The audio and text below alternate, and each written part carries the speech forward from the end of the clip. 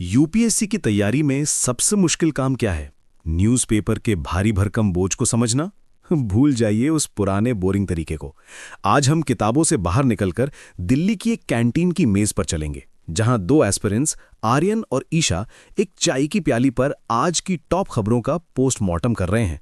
सब कुछ समझेंगे एक आसान कहानी और मजेदार डायलॉग्स में। तो आराम से लुत्फ उठाइए आज के करंट अफेयर्स का। ईशा, आज का न्यूज़पेपर देखा? इसरो ने फिर से धमाका कर दिया है। LVM-3 M6 की सफल लॉन्चिंग।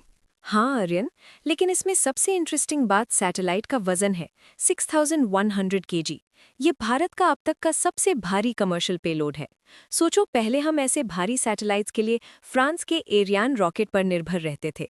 बिल्कुल, और इसमें C-32 क्रायोजेनिक स्टेज का इस्तेमाल हुआ है।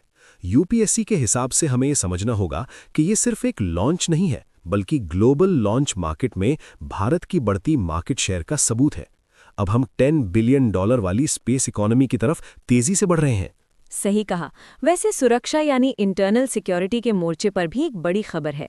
सरकार नेशनल काउंटर टेररिज्म पॉलिसी का ड्राफ्ट फाइनलाइज कर रही है। ये बहुत जरूरी था। अभी तक हमारे पास अलग अलग कानून तो थे, पर एक नेशनल यूनिफाइड पॉलिसी की कमी थी।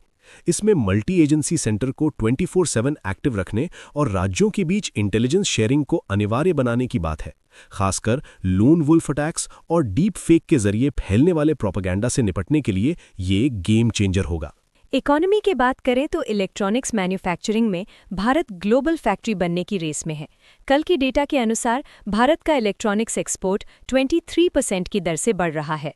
हाँ, और इसमें PLI स्कीम का बड़ा हाथ है।